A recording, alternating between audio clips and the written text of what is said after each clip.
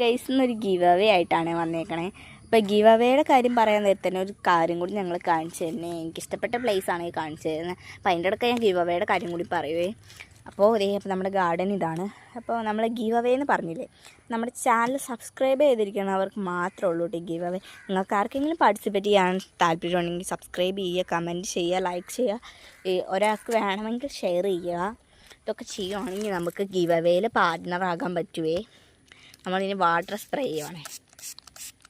അപ്പോൾ എല്ലാവരും give അവേയിൽ participate ചെയ്യാൻ വേണ്ടി ശ്രമിക്കുക. പിന്നെ ഈ ഗിവ് അവേ എന്ന് വെച്ച് കഴിഞ്ഞാൽ നമ്മൾ നാളെ കഴിഞ്ഞോ അല്ലെങ്കിൽ നാളെയോ സെറ്റാക്കുവേ. എന്താണെന്ന് വെച്ച് കഴിഞ്ഞാൽ എനിക്ക് പിന്നെ അത് കഴിഞ്ഞാൽ തിരക്കായിരിക്കും. അതുകൊണ്ടാണ് 11-ാം തീയതി ആകുമ്പോഴത്തേട്ടും പരീക്ഷയൊക്കെ ആണല്ലോ. അപ്പോൾ അതുകൊണ്ട് തന്നെ നേരത്തെ ഗിവ് അവേ ഒക്കെ നടത്തുവാണെങ്കിൽ നമുക്ക് നേരത്തെ സെറ്റാക്കി വയ്ക്കാമല്ലോ. ഇതേ കണ്ടോ. പിന്നെ ഞാൻ കുറച്ച് ചെടികൾക്കൊക്കെ വെള്ളം സ്പ്രേ ചെയ്ത് കൊടുക്കുന്ന വീഡിയോ ആണ് ഇത്. കാട്ടുചെടിയാണെങ്കിലും പിന്നെ പുളിമരം, പിന്നെ വേറൊരു ചെടിയും കൂടി ഉണ്ട് ഇവിടെ.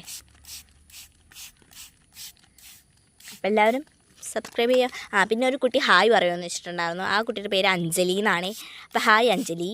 അപ്പോൾ അഞ്ജലിക്ക് നമ്മുടെ ഗിവ് അവേയിൽ പാർട്ടിസിപ്പേറ്റ് ചെയ്യാൻ പറ്റുമേ. എന്താണെന്ന് വെച്ച് കഴിഞ്ഞാൽ അവൾ നമ്മുടെ സബ്സ്ക്രൈബർ ആണല്ലോ, അതുകൊണ്ടാട്ടോ. അപ്പോൾ ഹായ് അഞ്ജലി. ഇനിയും നമ്മൾ ഹായ് കുറേ പേർക്ക് പറയുവേ. അപ്പോൾ അഞ്ജലിക്ക് മാത്രമല്ല നമ്മൾ ഹായ് പറയുള്ളൂ. അപ്പോൾ ഈ വീഡിയോ കാണുന്ന എല്ലാവർക്കും ഹായ്. അപ്പോൾ എല്ലാവരും സബ്സ്ക്രൈബ് ചെയ്യാൻ മറക്കരുതേ. ഗിവ് അവേ നാളെ അല്ലെങ്കിൽ നാളെ കഴിഞ്ഞായിരിക്കും. അപ്പോൾ എനിക്ക് പോസ്റ്റ് ചെയ്യാൻ കുറേ സമയമില്ല. അതുകൊണ്ട് തന്നെ പിന്നെ ഒരു ചെറിയ ഗിഫ്റ്റ് ആയിരിക്കുമേ, എനിക്ക് പറ്റുന്നൊരു ഗിഫ്റ്റ്. എല്ലാവരും ബൈ.